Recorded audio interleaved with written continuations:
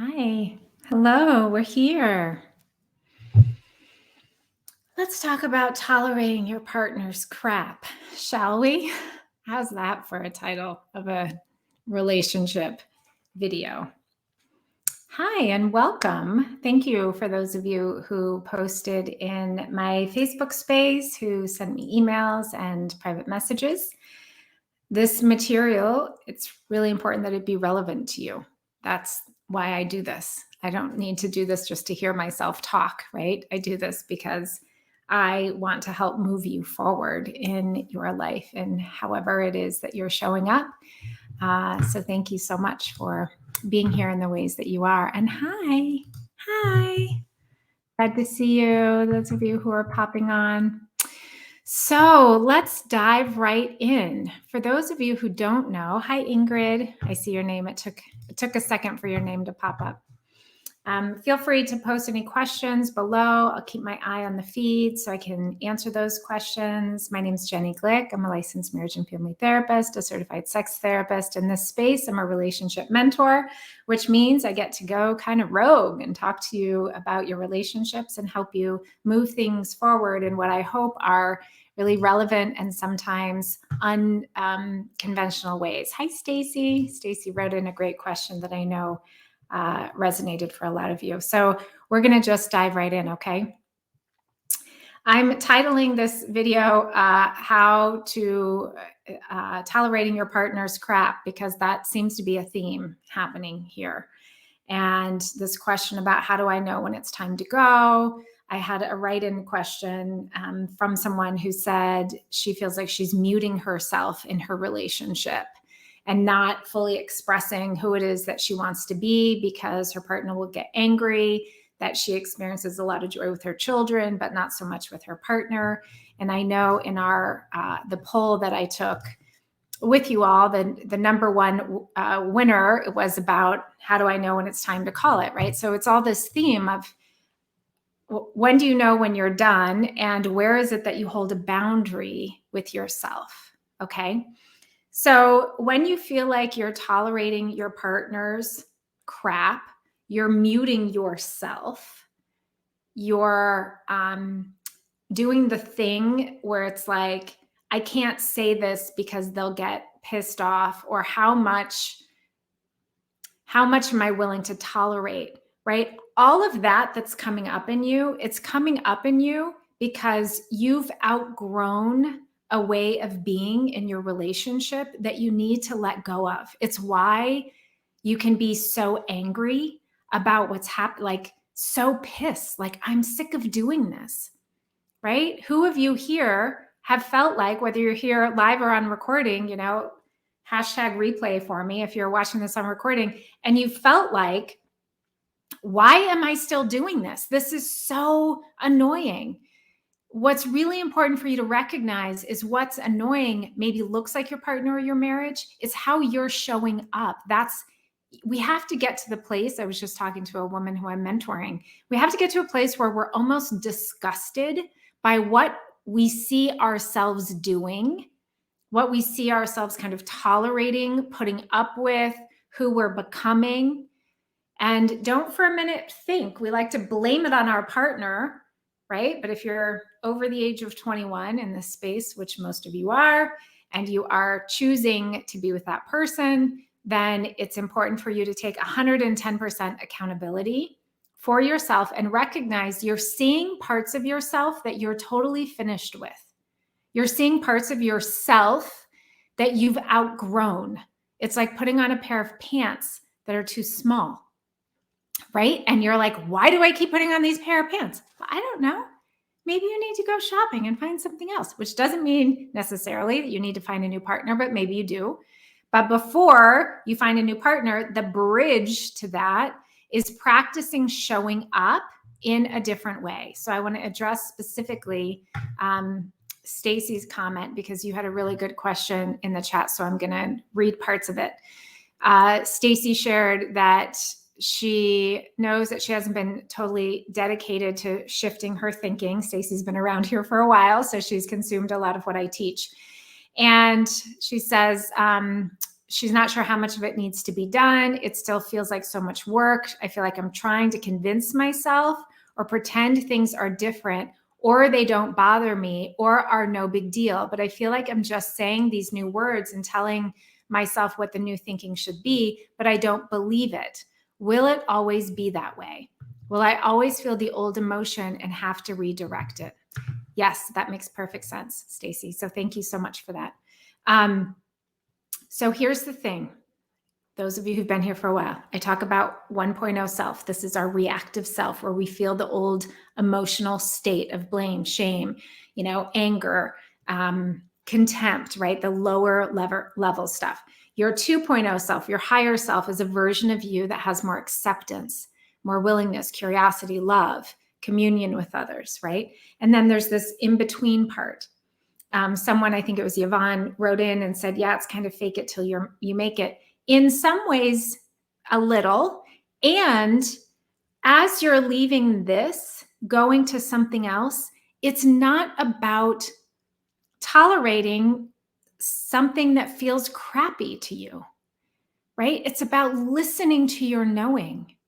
So if you're in a relationship with somebody and you're like, yeah, I'm doing all of these things and I'm really doing my personal work and I'm doing my growth work, and they're not a fit. The way that we do relationship together is not a fit. It may be that you're complete in that relationship. So listen to that. You don't need to tie yourself up into knots, right? And it's not that I'm an advocate of divorce any more than I'm an advocate of marriage. I'm an advocate for your wholeness. And so it's important for you to unhook yourself from your addiction to needing somebody to be wrong. Unhook yourself from the addiction of not knowing how to have pleasure, gratitude, live in appreciation, live in those higher states of those emotional states, practicing not taking things personally, right? The process that I teach is about leaving this 1.0 to this 2.0, right? But in that, you're going to discover some things about yourself. It's important that you listen to those things. It's important that you listen to you. And if your knowing is, I'm not fulfilling who it is that I could expand into in this container, whether it's a job, a relationship, a city, a country, a political party, whatever it is, listen to yourself, right? So that piece, I think, is really important, Stacy, and something that is scary for us, because sometimes when we wonder, like, oh, well, maybe I am done with the relationship, then fear comes up and it's like, well, you can't be, you've been married 30 years or blah, blah, blah, or what happens if, whatever it might be, right? All of those things. And that's going to pull you back to, I guess I don't deserve any better. I guess nothing's ever going to change. Why bother? That's the 1.0 stuff, right? So I really suggest that you deeply practice the skill of self-listening. I really suggest that you stay deeply connected to your own knowing. I don't think so much it's about faking it until you make it. I would say it's more about deeply embodying who it is that you want to be, even when the world outside of you is not how you want it to be. Welcome to our planet right now, right? Who do I want to be when the world outside of me is not how I want it? Well, I'm going to keep living in joy. I'm going to keep choosing how it is that I'm going to show up. I'm going to keep working my program while the world sorts its stuff out, right? It's not very different than marriage, right? So what it requires, though, is for us to have our ear to the heart of ourselves and be willing to be in the unknown. Like, I thought I was going to grow old with this person, but wow, it's a little different now. Okay, am I willing to hear that and then respond to it? most, not all, but most women who I have worked with over the years, part of their complaint about their partner is that their partner doesn't listen to them. And my question always is, do you listen to yourself? How do you listen to yourself? Where do you listen to yourself? Where do you erase yourself? Where do you mute yourself? Where do you edit yourself? Right? And so are you willing to really listen to your truth? And only you can know that. I can't know what your truth is. It's yours to know. And finding that truth, that's part of what I help women feel the texture of in my work with them, is getting closer and closer to their truth. Because if I'm living somebody else's truth that I should stay married or be with this person or leave this person, because everybody tells me that they're a jerk, so I should leave them, I'm not living my truth. It's a vulnerable thing to live my truth. What are people going to say? Right? But what am I going to say? What am I going to say at the end of my life that I really listened to my heart, even if it didn't make sense? Right? And so part of that untangling process in how I do what I do is to help you quiet the noise from external, which is often the noise in your own head.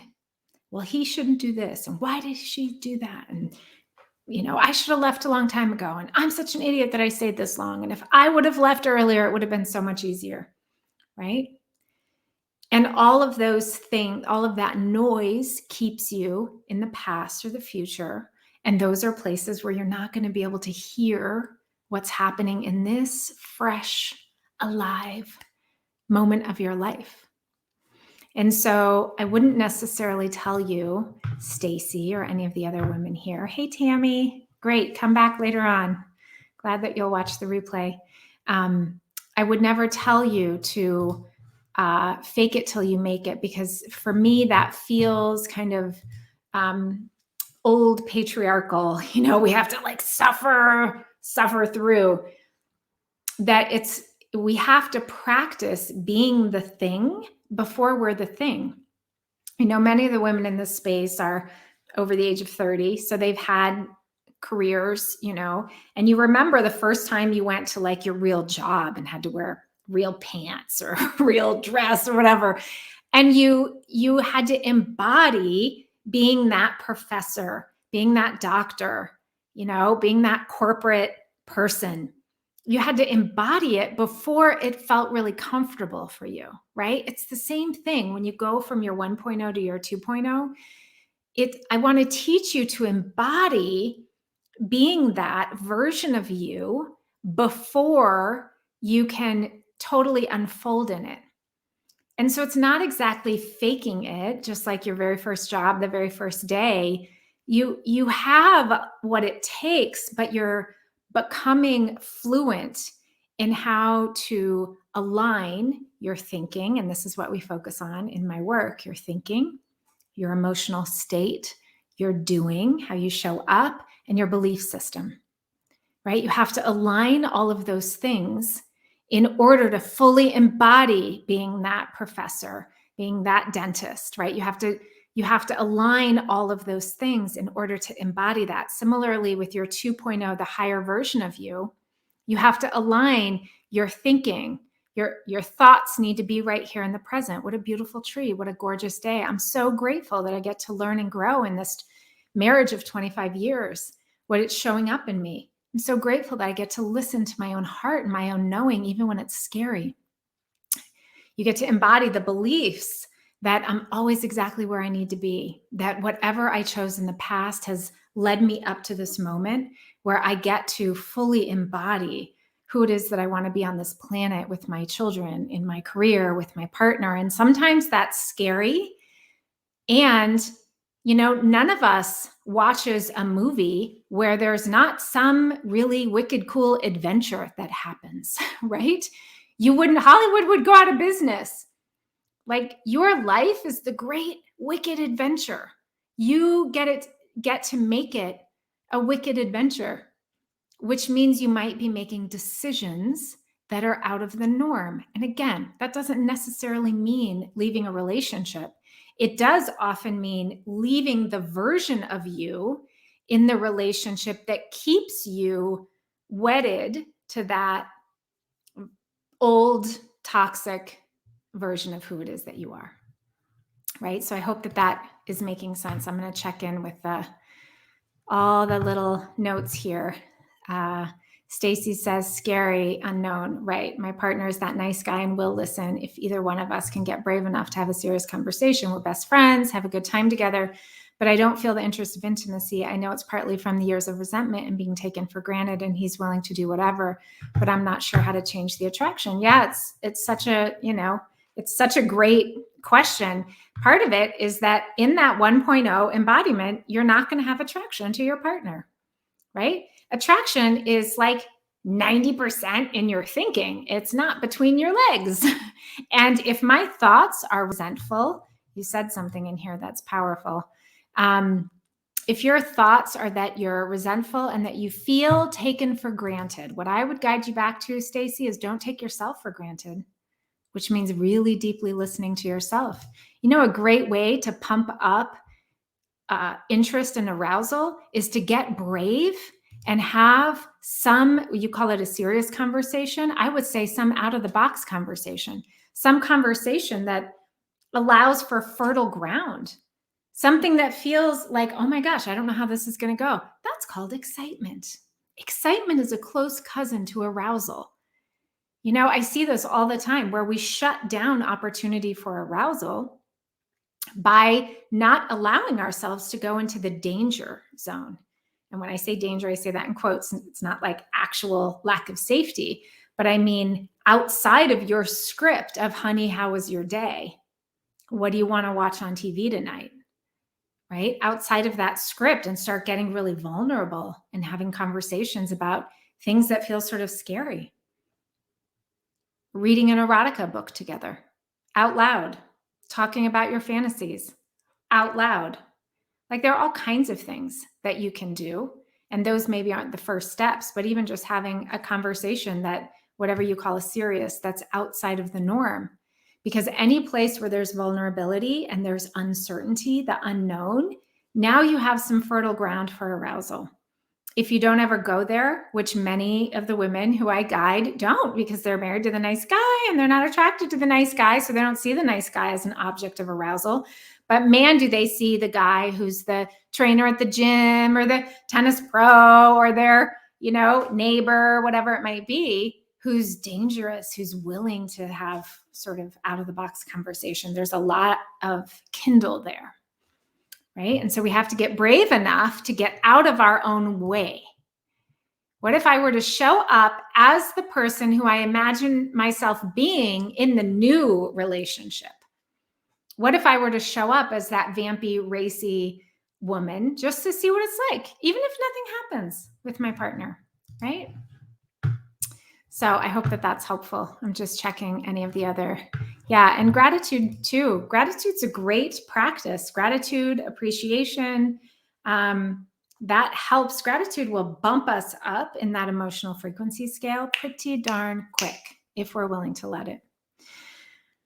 So the final thing I want to say before we wrap up, I want to make sure that I covered the, how do you know when you're done in a relationship? Well, one, if you keep asking that question, which some of you keep clicking that option because I'm throwing it in there all the time, I would say start listening to yourself.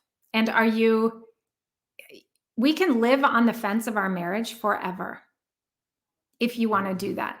And if you're living on the fence of your marriage, part of what you're doing is you're not fully in, but you're not fully out.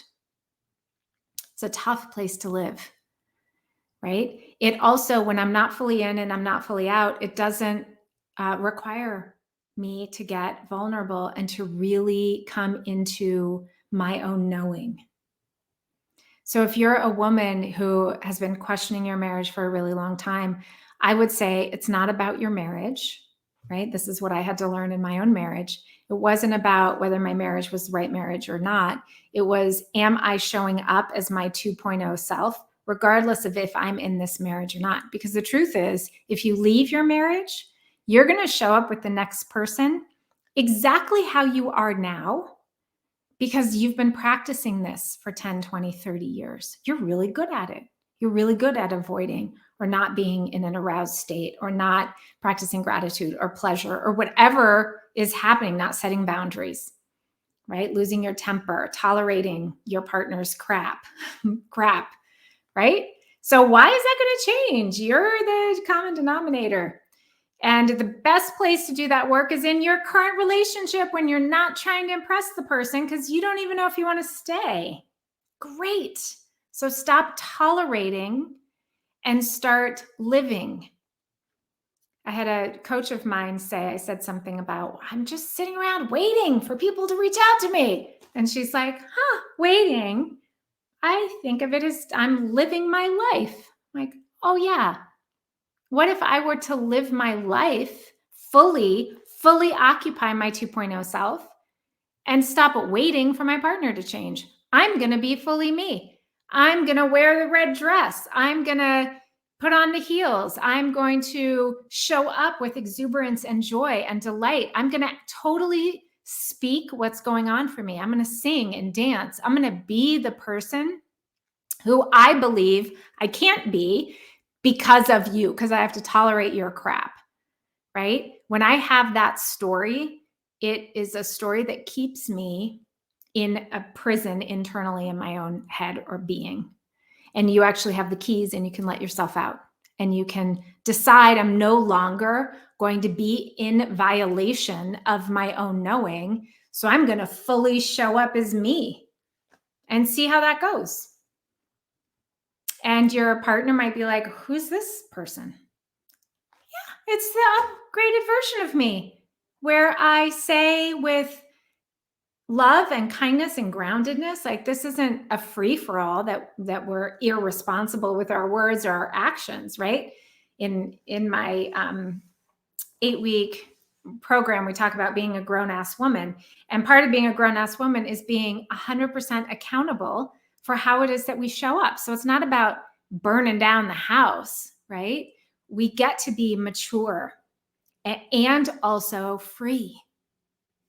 We get to free ourselves from doing the thing where we're stuck, feel like we're stuck in a codependent relationship, that I can't be who I am because this person, he or she or they, are not being who I think they should be. And if they were different, then I could be who I really want to be. That's codependence. Because I actually get to be who I want to be. And we're in this moment right now in our world where there's a lot of duality, right? Right and wrong, pick your team. There's a lot of that happening. And you get to fully embody who you are in your relationship or in the rest of your world and practice being unconcerned about what others may think of you because you're just being you. And if you feel that knocking in your heart, that you want to be more expressive, that you want to play or have more gratitude, that you really feel like you want to listen to yourself more, it is your responsibility to do that. That's why it's showing up for you. And so be brave and courageous and listen to the expression of who it is that you feel called to be while you're here. You know, we get one time, some of us believe we get to come back over and over again. But for this one beautiful, fantastic life, who are you going to be? I think be marvelous, right? Fully embody that marvelous version of you. I hope this has been helpful. Thank you so much for those of you who wrote in and commented. If you are watching this on replay, please post any questions, comments, #replay for me, and I will make sure to come back and take a look at this. If you are interested in working with me, I am enrolling for the month of September in my September cohort.